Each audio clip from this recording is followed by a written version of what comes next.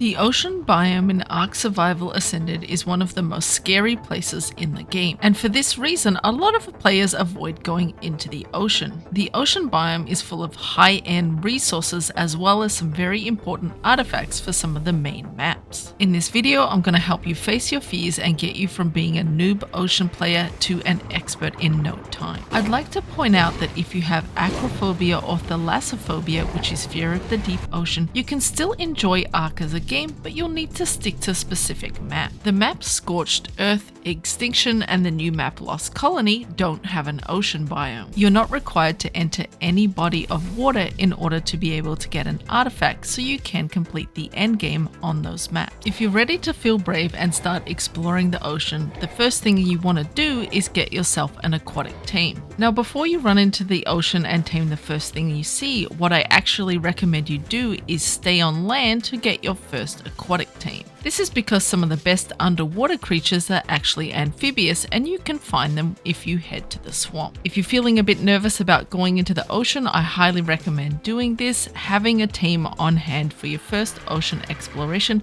will make things a hell of a lot easier. There are quite a lot of amphibious creatures in the game, and I'm going to give you my top 3 that I recommend for ocean exploration. First, I'm going to give some honorable mentions to the Castrodes. This one's pretty fast in the water. The Basilosaurus Buffo, this one is also fast and you can shoot off the back, and also the Diplocaulus. The Diplocaulus is actually one of my favorite early game ocean tames, but I definitely don't recommend it for beginners. It has the ability to provide oxygen to the player when riding it. It's incredibly rapid in the water and you can get away from most creatures, but its downfall is it has very low health, it doesn't have a saddle for protection, and it doesn't do much damage. As for the ones I recommend, in third place we have the Sarco. Sarcos are pretty easy to tame. I just lure them into a low pit trap. Sarcos on land are really slow, but once you get them into the water, they are incredibly fast swimmers. This is a great ability to have because you can get away from all of the threats in the ocean really quickly. You can shoot off the back of them with a crossbow, so you can tame creatures underwater pretty easily. Pretty good damage. Their health pool is not the best. One thing you do need to be careful of is their poor turning radius in the water. My number 2 recommendation is the Deinosuchus. This is a little bit harder to tame. It's a passive tame. You just have to be very careful that it doesn't notice you while you're trying to feed it. This is actually one of the most overpowered creatures in the game, which is why I recommend it. In terms of swimming, you do need to hit the tertiary attack to move from surface swimming to under the water. In fact, its swimming speed is quite slow and its turning radius is not the best. However, it is super powerful. It has a charged up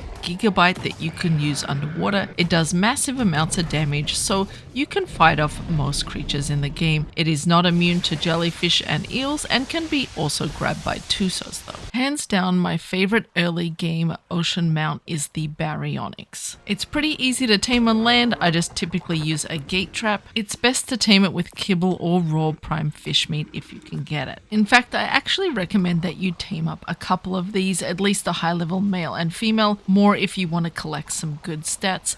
Make sure you get them breeding and get collecting the eggs. When you breed donors together and get an egg, you hatch it and get imprints. Imprints give you bonuses to your creatures, thus making them stronger for your underwater exploration. The Baryonyx is not the fastest swimmer. In fact, in a forward motion, it's an average speed. It's not so fast in terms of swimming down and up, but it has so many other skills that make it perfect for ocean exploration. Baryonyx are not immune to the stuns from the Electrophorus and the jellyfish. However, you can use some of your attacks against them, and let's talk about their attacks. Baryonyx have a decent health pool and they have a good primary first attack. Where their strength lies is in their secondary attack. Their secondary attack is a spin attack, and this will stun enemies. This stun attack is effective of many of the small to mid-sized ocean creatures, and most importantly on Megalodons and Alpha Megalodon. This attack stuns them for 10 seconds where they won't be able to fight back, which means that it's great to go in first with a spin attack and then use your primary attack to take things down. This can be really effective. You can see here that I was able to take down a pack of Megalodons, and I was able to also kill this Alpha Megalodon using this technique. The Baryonyx also has rapid healing abilities. If you kill and harvest small fish, it gives a really big boost to your health, sometimes up to 500 health per fish. If it has raw fish meat in its inventory, it will heal for plus 7.5 health per fish piece. So even if you do take some damage, you can rapidly heal your Baryonyx. While mounted on a Baryonyx, you can also equip a weapon, meaning it's great for going out to the ocean and taming other creatures. Once you have tamed the amphibious mount of your choice and you're ready to step foot into the ocean, it's time to get the armor that you'll need so you'll be able to survive down there. Scuba armor is essential for exploring Ark's ocean biomes. It unlocks at level 81, and unlike the other sets of armor, it only contains 4 pieces. Scuba goggles, a tank, leggings, and flippers. There is no option for gloves. It's crafted in the fabricator. Unlike the other armor sets in the game, each piece of scuba has a separate and unique function. The scuba goggles allow you to increase your view distance and clarity when in deep water. However, there is a limitation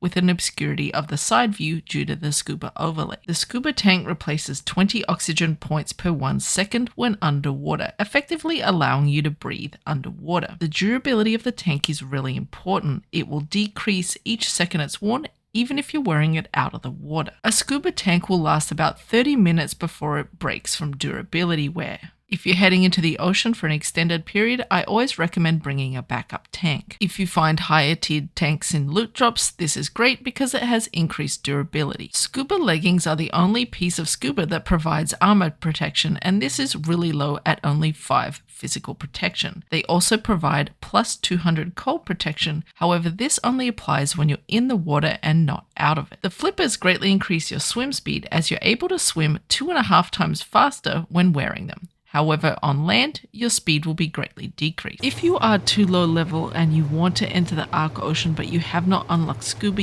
yet, you can use Lazarus Chowder. Lazarus Chowder slows your rate of oxygen consumption by 15%, so you can stay underwater for quite a long amount of time. If you want to double that time, drink a bison milk as well, and that gives you over 900 seconds of time underwater. Even with scuba goggles on, it can be quite scary to look in the ocean. There are floating bits of particles, and if you're feeling not very confident, it's really difficult. If you want to see some more, I suggest using an admin command to make the ocean a little bit clearer for you, especially if you are a little bit afraid. What you can do here is go into the console command, and I recommend using this command r.fog_0. Place that in, hit enter, and you can see the difference here. You can see all of the cloud that has been in the ocean is gone.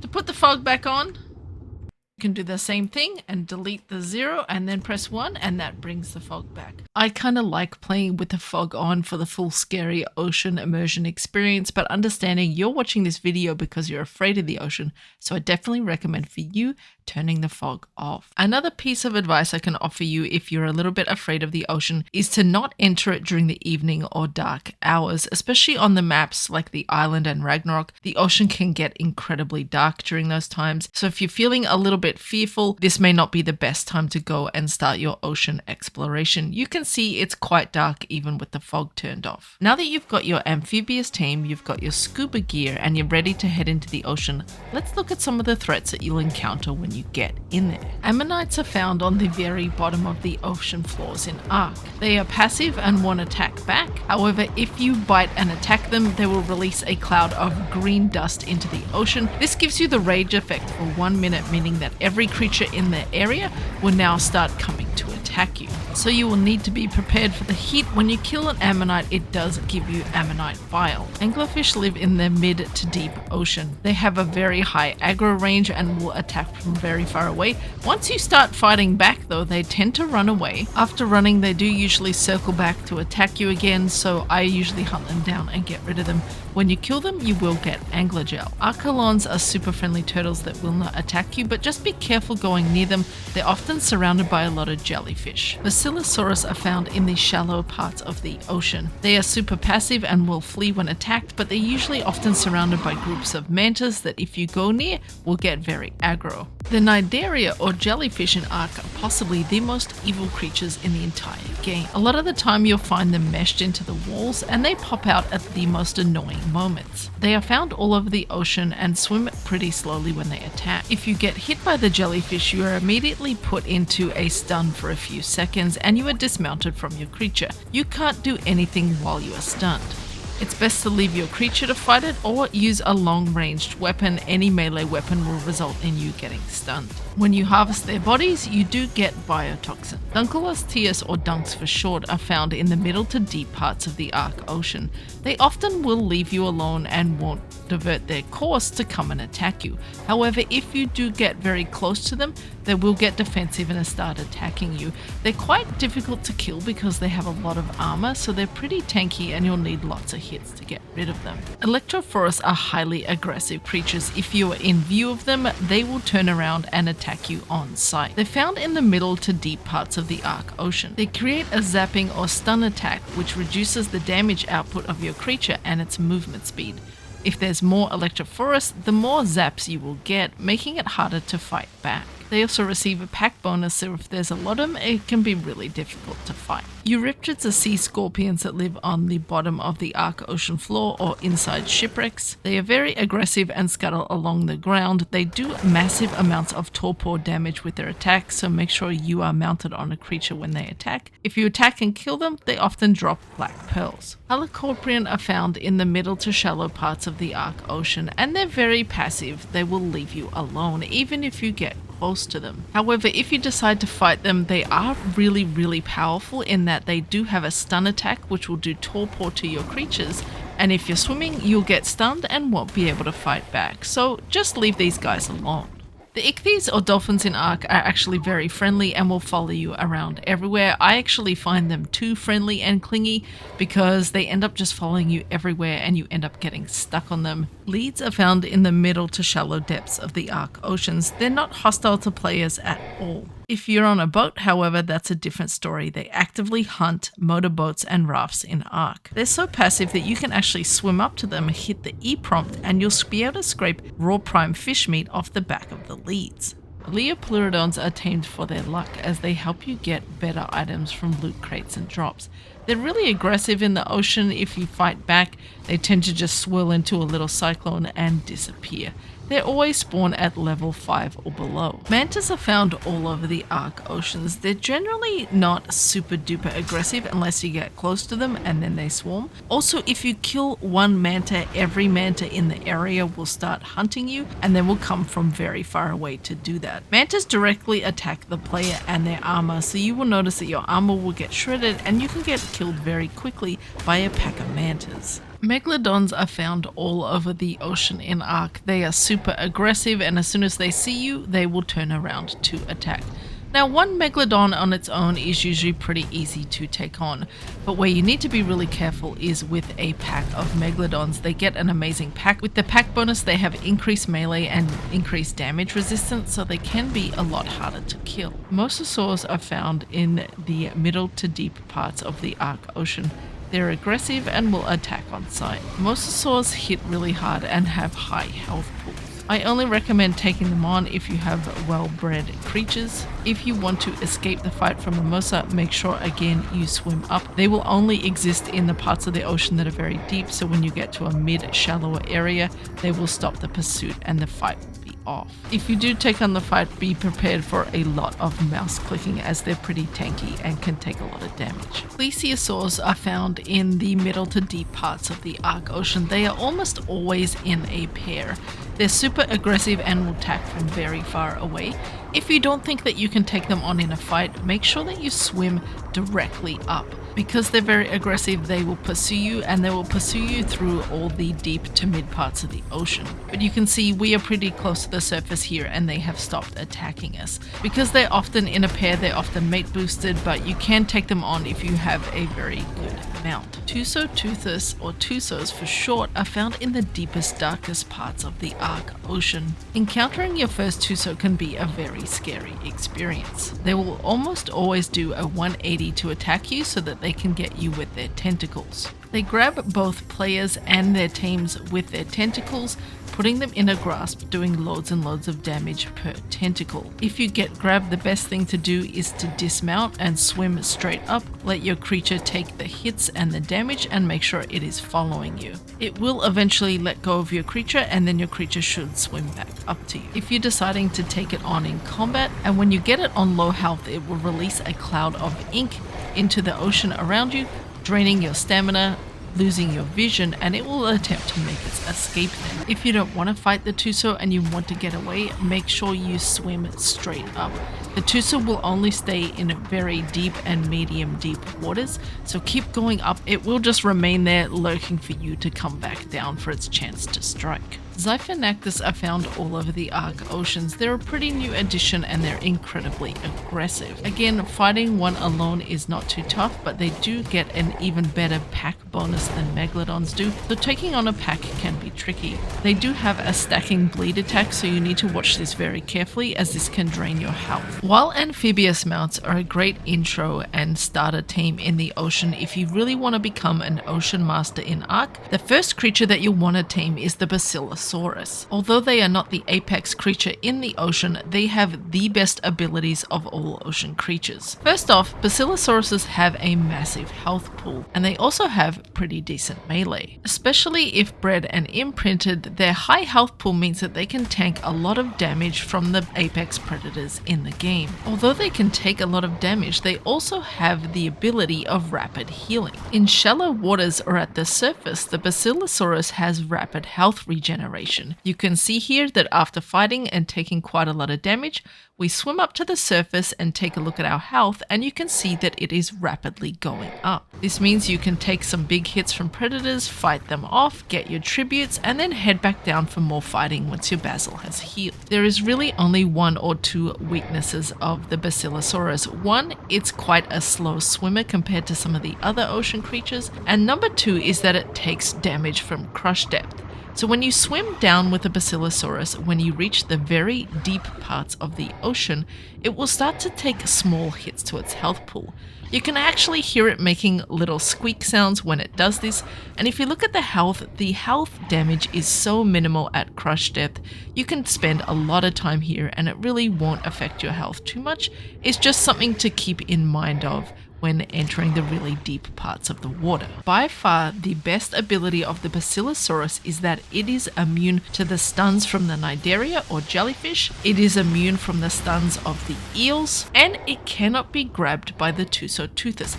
It is one of the only creatures in the ocean that cannot be grabbed by the Tuso. Because of the immunity to the stuns and shocks, this makes the Basilosaurus a perfect tame for exploring the ocean, and even better, it is one of the best tames to be on in the underwater caves, which is usually filled with eels and jellies trying to stun you off your mount. Because of its immunity to the jellyfish sting, you can use a Basilosaurus to harvest all of the jellies in the ocean, farm yourself a huge amount of biotoxin to make shocking trank darts. And the Basil has even more amazing properties. When you're riding it, you'll notice a shield symbol in the bottom right corner. When you see that shield symbol, it means you're getting an insulation buff. So just swimming in the ocean with our scuba on, our cold resist is 1259 and our heat resist is 436.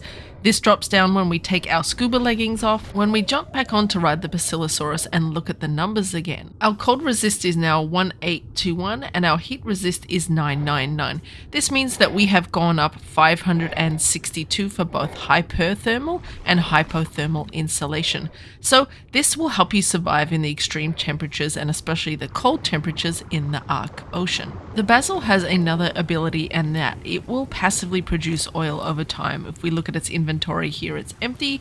We pop away, wait a few minutes, come back, and you can see that it has generated its own oil from probably the blubber that it has. In some maps where getting oil can be difficult, this can be super helpful to have. In short, Basis are the best team for beginners in the ocean because of all of their immunity, their tanky health, and their ability to do semi-decent damage. You can see here I have a very well-bred Bassie. He's got a lot of health and a decent saddle, and I can even go down and take on an Alpha Tuso. So let me show you how to go about taming them. The Basil taming mechanic is actually a passive tame, but it can get very complicated due to the amount of mantas that swarm around the basil and what you need to do in order to get the tame done successfully. This is where your amphibious mount, in particular the Baryonyx, can come in very handy. You'll find Basilosaurus either in the shallow waters, and at the deepest they will be at the mid-level of the ocean. The best taming food for the Basilosaurus is exceptional kibble. That's the yellow one. If you don't have that, you can get pretty good taming effectiveness with raw mutton. The Basilosaurus on its own is not aggressive, and you can approach one if it is alone. However, most often you'll find them surrounded by a group of bodyguard mantas. If you approach the Basilosaurus with the mantas there, they will swarm and attack you.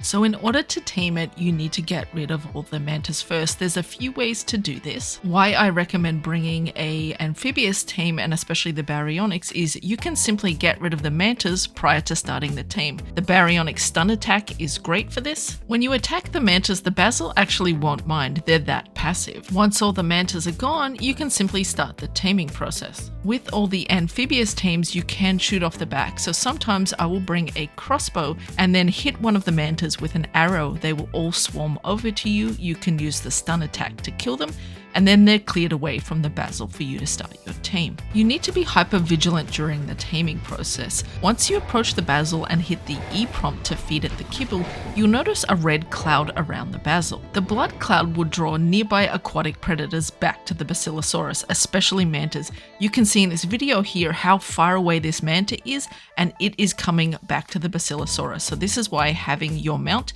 you can meet them head on and attack them. To continue the taming process, just keep feeding the E prompt when you get it, and then keep vigilant about creatures swarming to the Basilosaurus. I like to generally clear out the area prior to starting the tame. One thing that can happen is that a manta may reattach itself to the Basilosaurus while you are halfway through the taming process. If you attack it and accidentally hit the Bassie, the taming will reset to 0. You won't lose any effectiveness, but you effectively have to start all over again. This is where I like to use the crossbow method. Wait till the Bassie and the manta are slightly separated, hit the manta with a crossbow and have it swim out towards you, where you can attack it safely away from the Bassie. Continue with the feedings until you've fully tamed the Basilosaurus. I highly recommend taming a few high levels, breeding them together to get that imprint bonus. Just a reminder, when taming aquatic tames, they do not have an oxygen stat, so generally their stat points are quite a lot higher than typical land tames. For Bassies, you want very good health, stamina, and melee. If you want to be the complete master of the ocean in Ark and take on some of the hardest underwater caves in the game, as well as your Basilosaurus, you're going to want to add a team of damage per second to help you take down some of the biggest targets in the game. For adding damage, I recommend one of two creatures. The first one being a pack of Megalodons. Now, Megalodons on their own are quite weak, but they have amazing pack bonuses. They can give the Nash status effect, which drains 5% of a victim's health over 5 seconds. Megalodons receive a plus 28 extra melee damage and plus 8.5 damage resistance for each Megalodon that you add to the pack. The biggest pack you can have for effectiveness is 9 Megalodons. The maximum number of pack bonus you can have is plus 8, so 1 is the original, and then up to 9 gives you that plus 8. The second option I recommend for damage is the Xiphactinus, or the X-Fish. These guys also have an amazing pack bonus. They also go up to a maximum of 9 X-Fish in the single pack to get that plus 8 bonus. For each extra X-Fish you have, you get plus 30 extra melee damage and plus 10% damage resistant for the pack members. So it is a little bit stronger than the Megalodon. For both the X-Fish and the Megalodon, they are both knockout tames. I recommend taming them with one of your amphibious creatures because you can shoot off the back of them. You cannot use rifles underwater, so for taming you'll either need to use a crossbow, the harpoon launcher with the trank spears, or the new fabricated crossbow which came out with Lost Colony has kind of like a buckshot trank method, and this knocks out creatures really quickly. What I recommend you do is start the tame a little bit further away from the Megalodon, have it swim over, get a few more of the arrows into it, then swim away, going back and forth, continuing to knock it out with the arrows. Occasionally the Megalodon may catch up to you. That's okay, you should be able to tank a couple of hits. Swim away and keep shooting it with your tranks. At some point the torpor will start to drop and it will torpor run. This is where you want to be on your tame, following it, shooting it until you successfully knock it out. What I recommend you do is get rid of any extra Megalodons or X-fish in the area. You don't want them to pack up because they get that bonus in the wild. If they team up, it makes it way longer and much trickier to get them successfully tamed. Again, for each one, I recommend taming a bunch of them, breeding them together to get your best stats. Now, you're going to notice that I harp on about breeding, but I'm going to show you why later on in this video. For a beginner starting out in the ocean, I actually recommend the Megalodon as opposed to the X-fish. Even though the X-fish's damage is a little bit better, I find Megalodons a lot easier to tame because of their slower swim speed, and they also do not drop torpor while taming and after taming, meaning you don't need to bring along extra narcotics or biotoxin. The X-fish has a faster torpor drop and you will need to bring along some extra narcotic. Both the X-fish and the Megalodons prefer the superior or purple kibble, and then mutton is the next choice of preferred food. It is a lot to swim around on a basil and manage a pack of these creatures, and I find that on a high follow distance, the sharks are actually pretty decent, and even on a high follow distance, I continually got stuck on the X-fish. As a new player, this can be really annoying, especially if you have to dismount to move. Riding on the Basilosaurus and then having the Megalodon or X-fish as pack damage, this is absolutely the best combo in the ocean here. You can see that we are taking on an alpha Mosasaurus. We have a bunch of other creatures come in, Plesies as well as the Mosa, and we can handle them no problem. In just a few minutes, we have shredded all of the threats in the area. This combo is also one of the best combos for taking on Ark's underwater caves, and let me show you why. Where the combo of the Bassies and the pack of sharks or X-fish really shine are in the very difficult water caves on the island map. These caves are always packed full of eels and jellyfish, as well as high-level Megalodon packs, dunks, and other big threats. Most of the creatures in here are usually over level 300, and what makes this combo perfect is you can see that on the Bassi you are safe from all of the stuns from the jellyfish and eels, so you can just tank those with your Basilosaurus and then use your sharks to just destroy everything with their high damage in the area. It can be really intimidating. You can just see more and more creatures swarming in, but know that you will be safe with this combo. It's almost undefeatable, just getting your sharks doing all of the damage around you while you take care of all the eels and jellyfish. Again, further into the cave, you can see that the basil is doing the work with the stuns, and the shark pack is just melting everything further into the cave. Once you have cleared out all of the creatures, you can get off your Bazzi and then grab the artifact and get out. Now, if coming to a water cave is one of the most terrifying things you could do and you want to make sure you never come back, what I highly recommend you do is bring along an otter as a shoulder pet with you. That way you can store the artifact inside the otter, grab a second one so you can get 2 artifacts out of one trip, so you don't have to have the stress of coming back to grab the artifact another time if you want to do the boss. Why I am always harping on about making sure your creatures are bred and imprinted is that in my shark pack here, I have 9 sharks in total. I had one shark that was just tamed. It wasn't bred, it wasn't imprinted. And towards the end of the cave, you can see that this one's health is very low compared to all of the others. So if you come in here with creatures that are just purely tamed and not imprinted, there is a chance that they may die.